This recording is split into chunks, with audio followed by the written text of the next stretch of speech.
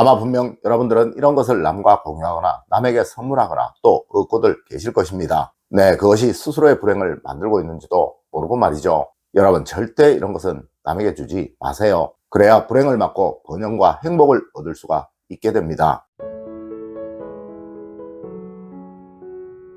여러분 안녕하세요, 이정재입니다. 여러분, 오늘은 복과 운을 만드는 우리 집 명당 만들기의 두 번째 이야기입니다. 네, 많은 분들이 집에 들이지 말아야 할 것을 들이는 경우가 있습니다. 물론 그것이 집안에 흐르는 기의 흐름을 깨어 불행이 생겨나도록 만드는 경우가 정말 많다는 것이죠. 여러분, 이런 것은 누구에게라도 받지 마세요. 그리고 또 주는 사람이라도 비록 선물이라도 이런 것은 주지 마세요. 그래야 주는 사람이나 받는 사람이나 둘 다 불행을 피해갈 수 있게 됩니다. 첫 번째로, 여러분, 풍수는 절대 남에게 주는 것이 아니에요.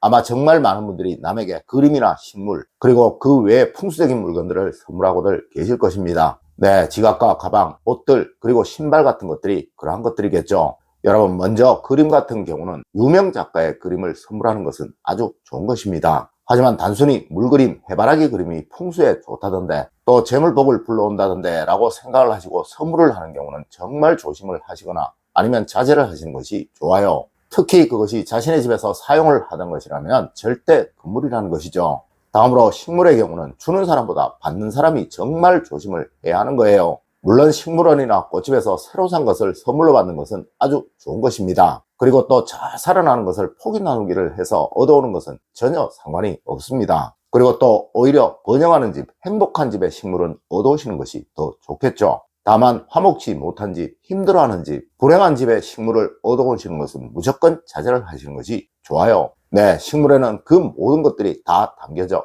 있으니까요. 그리고 지갑이나 가방 같은 경우는 정말 내 몸같이 아끼는 사람, 또 내 운을 나누어 주어도 될 사람이 아니라면 선물을 하거나 주는 것이 아니에요. 물론 구두나 신발 역시도 그러합니다. 특히 그것이 사용이 되었던 것이라면 무조건적인 것이죠. 마지막으로, 옷의 경우는 번영하는 사람의 것이라면 얻어오시는 것이 좋습니다. 하지만 힘들어지는 사람의 옷이라면 어떤 경우이든 얻어오시는 것이 좋지 못합니다. 여러분, 복과 운은 옮겨가고 또 나누어집니다. 네, 제가 정말 이런 경우 많이 보았어요.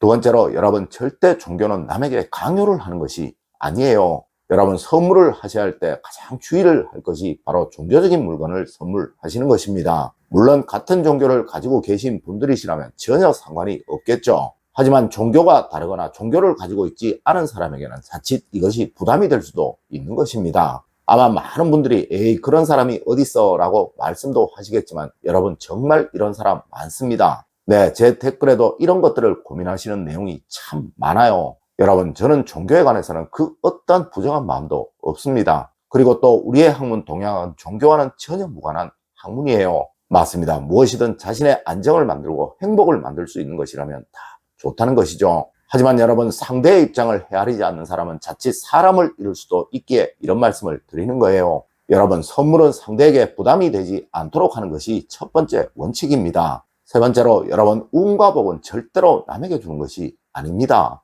여러분, 정말 많은 분들이 자신에게 운을 준 것이, 복을 준 것이 무엇인지를 잘 모르고 삽니다. 네, 물론 자신을 어렵게 힘들게 만들고 있는 것이 무엇인지도 잘 모르고 삽니다. 맞습니다. 운이 좋은 집, 행복이 있는 집은 무엇이든 자신의 집에 있는 물건이 나가지 않도록 하는 것이 좋다는 것이죠. 물론 반대로 어려움이나 불행이 있는 집에서는 물건들이 교체가 되는 것이 좋겠죠. 여러분, 특히 오래도록 내 집에 머물러 있던 물건일수록 더욱 그러한 거예요. 여러분, 하여 우리 조상님들은 농과 솥단지는 무엇보다 소중히 여기셨던 것입니다. 네, 이것이 현대로 말하면 가구들일 것입니다. 물론 오래도록 집에 있었던 것이라면 무엇이든 다 그럴 수 있어요. 하여 지금 행복하고 즐거운 삶을 사시고 계시다면 어떠한 경우라도 내 집에 있는 물건을 남에게 주는 경우는 없어야 한다는 것입니다. 네, 그것이 너무 오래되어 버려야 할 경우라면 마음속으로 그동안 고마웠다라고 말씀을 하시고 또 인사를 하시고 이것을 폐기하시도록 하십시오.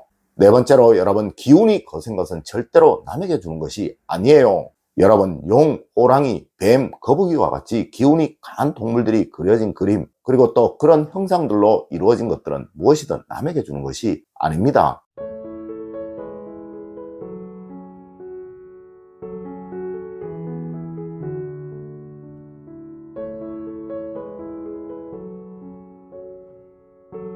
네, 이것은 주는 사람에게나 받는 사람에게나 늘 불행이 생겨나도록 만들 수 있는 물건들이에요. 물론 이런 것들이 집에 있는 경우 좋은 경우보다 나쁜 경우들이 거의 대부분입니다. 네, 며칠 전에도 이런 그림이 그려진 그림을 선물로 받았다고 고민이라고 어떻게 할지 모르겠다고 글을 올리신 분이 있으셨는데요. 맞습니다. 이런 물건은 버릴 수도 없고 그렇다고 보관하기에도 고민스러운 참 난처한 선물이에요. 여러분, 이런 거 절대 선물하지 마십시오. 네, 여러분 꼭 아셔야 합니다. 선물은 받는 사람이 정말 기쁘게 요긴하게 사용할 수 있는 것을 하는 것이 기본이고 또 원칙입니다. 네, 상대를 부담스럽게 만들 수 있는 것은 절대 선물이 아니라는 것이죠. 물론 이런 물건을 집에 두고 좋아진 경우보다 불행해진 경우를 저는 훨씬 더 많이 보았으며 또 과거 제가 풍수 상담을 해드리던 시절에도 이런 것들은 무조건 치우라고 말을 했던 것들입니다. 다섯 번째로, 여러분, 사랑은 나눌수록 커지는 것입니다. 여러분, 선물을 주고받는 것은 먼저 마음이며 축하이며 또 진심이어야만 합니다. 네, 그 사람에게 꼭 필요한 것을 주는 것이 원칙이며 또 절대로 하지 말아야 할 것이 나에게 필요 없는 것을 선물로 주려고 하는 거예요. 하지만 정말 많은 분들이 내가 쓰다가 이제 필요치 않은 것을 남에게 주려고 한다는 것이죠.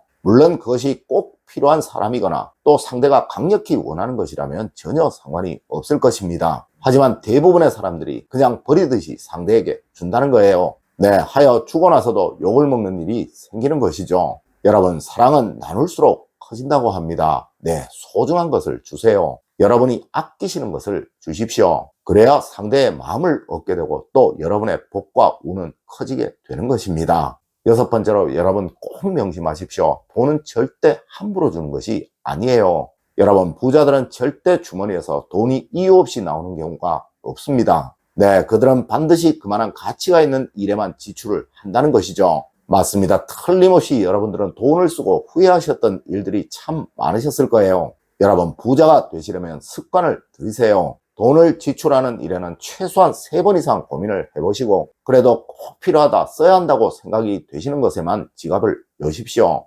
여러분, 돈을 쉽게 아는 사람은 절대 부자가 될 수가 없습니다. 네, 무엇이든 사고 나서 후회하는 일이 점점 작아질수록 여러분은 부자가 되어 가시는 거예요. 여러분, 하여 우리 조상님들은 돈은 절대 함부로 주는 것이 아니라고 말씀을 하셨던 것입니다. 네, 즉흥적으로 기분적으로 지갑을 여시는 일 없도록 하십시오. 맞습니다. 이렇게 나간 돈이 바로 여러분의 운이고 복인 것입니다. 여러분, 오늘은 절대 내 집에 함부로 들이면 안 되는 것, 그리고 또 남에게 함부로 주면 안 되는 것에 관해서 이야기를 해드렸습니다. 오늘 제가 알려드린 이야기 여러분들 꼭 명심하셔서 모든 복과 운이 항상 여러분들과 함께 하시길 기원드리며 오늘의 이야기를 마치도록 하겠습니다. 늘 올바른 학문과 올바른 지식을 여러분들께 전하도록 노력하겠습니다. 여러분, 긴 시간 감사드립니다.